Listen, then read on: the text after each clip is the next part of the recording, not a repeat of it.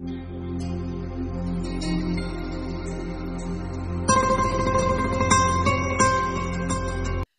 Lord. இயேசுவின் நாமத்தினால் உங்களை யாவரும் வாழ்த்துகிறேன். இந்த நாளுக்கூடும் இந்த நிகழ்ச்சி மூலியமாக உங்களை சந்திக்க கர்த்தர் கொடுத்த இந்த கிருபைக்காக நான் தேவனுக்கு நன்றி செலுத்துகிறேன். சந்தோஷமா இருக்கிறீங்களா?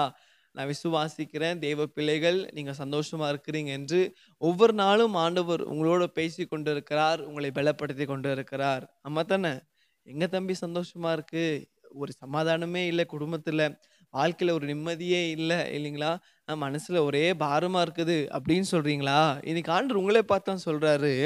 சங்கீதம் 119 அதிகாரத்தில் 165 வசனம் ஸ்லாம்ஸ் 119:165 சொல்லுகிறது, உமது வேதத்தை நேசிக்கிறவர்களுக்கு மிகுந்த சமாதானம் உண்டு. ஆமென். ஆண்டவர் சொல்றாரு இன்னைக்கு இந்த வேதத்தை, அதாவது ஆண்டவர் நம்ம கொடுத்த இந்த பைபிளோட வேதத்தை, அது இருக்கிற வசனத்தை படிக்கும் போது, அதை நேசிக்கும் போது நம்ம உள்ளத்துல ஒரு சமாதானம். இன்னைக்கு நிறைய பேர் இன்னைக்கு சமாதானத்தை தேடி நிறைய இடத்துக்கு ஓடுறீங்கல்ல. எனக்கு அங்க போனா சமாதானம் கிடைக்குமா, இல்ல இங்க போனா சமாதானம் கிடைக்குமா? ஆனா பாத்தீங்கன்னா இந்த உலகம் கொடுக்கிற சமாதானம் எல்லாம் கொஞ்ச நேரத்துக்கு தான் இல்லைங்களா? இப்ப ஒரு குடிக்கார எடுத்துக்கணும்னா, அந்த குடி அவனுக்குள்ள இருக்க வரைக்கும் தான். அந்த போதை அவனுக்கு இறங்கிடுச்சுன்னா அப்புறம் என்னது தெரியுமா? அதே பாரம், அதே கவலை, அதே பெனாத்துவான். அதே போல தான் இன்னைக்கு இப்போ சில பேர் பார்த்தீங்கன்னா, அந்த சீரியலுக்கு அடிமையா இருப்பாங்க.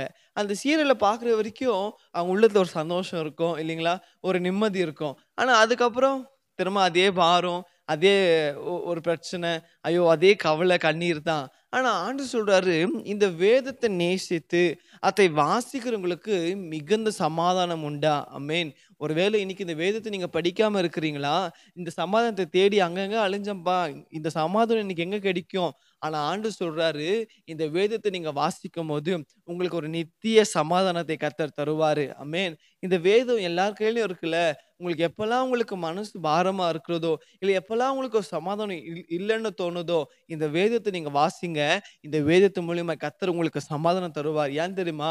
அவர் பேசுகிற தேவனா இருக்கிறார். இந்த வேதத்து மூலியமா கர்த்தர் உங்களோட பேசுவாரு. உங்க பாரத்தை ஆண்டவர் ஏசப்பா நீக்கி போடுவாரு. ஆகையால இந்த வேதத்தை நேசித்து அதை வாசியுங்கள். கர்த்தர் சொல்றாரு, நான் உனக்கு சமாதானம் தருவேன். ஆமென். ஆகையால இதுவரைக்கும் சமாதானத்தை தேடி உங்க ஃப்ரெண்ட்ஸை தேடி ஓடாதீங்க. இல்ல இல்ல சீரியலை தேடி ஓடாதீங்க. உங்களுக்கு சமாதானம் கொடுக்கிறவர் யாரும் இல்ல. உங்களுக்கு சமாதானம் கொடுக்கிற ஒரே ஒரு தேவன் இயேசு கிறிஸ்து. இந்த வேதத்தை நீங்க வாசிக்கும் போது உங்களுக்கு கர்த்தர் நித்திய சமாதானம் கொடுத்து உங்களை ஆசீர்வதிப்பார். ஜெபிக்கலாமா? ஆண்டவரே, இதுவும் இந்த நாளை கூட சுவாமி நீ கொடுத்த இந்த வார்த்தைக்காக நன்றி ஆண்டவரே. ஆண்டவரே இயேசப்பா, உம்முடைய வேதத்தை ஆண்டவரே அப்பா நேசித்து ஆண்டவரே அப்பா மிகுந்த சமாதானம் உள்ள என்ற வார்த்தையின்படி அப்பா, இதோ இந்த நாளை கூட ஆண்டவரே அப்பா இந்த வார்த்தைக்கு ஒப்பு கொடுத்த ஒவ்வொரு பிள்ளைகளுக்கு கர்த்தாவே நீ சமாதானம் உண்டாக்கும்படியா நாங்கள் ஜெபிக்கிற ஆண்டவரே. என் வாழ்க்கையில சமாதானமே இல்லையே, என் வாழ்க்கையில ஆண்டவரே அப்பா நிம்மதி இல்லையே என்று சொல்லி சப்பா கலங்கி கொண்டிருக்க ஒவ்வொரு உள்ளங்களை கர்த்தர் நீ கண்ணோக்கி பார்க்குவீராங்க.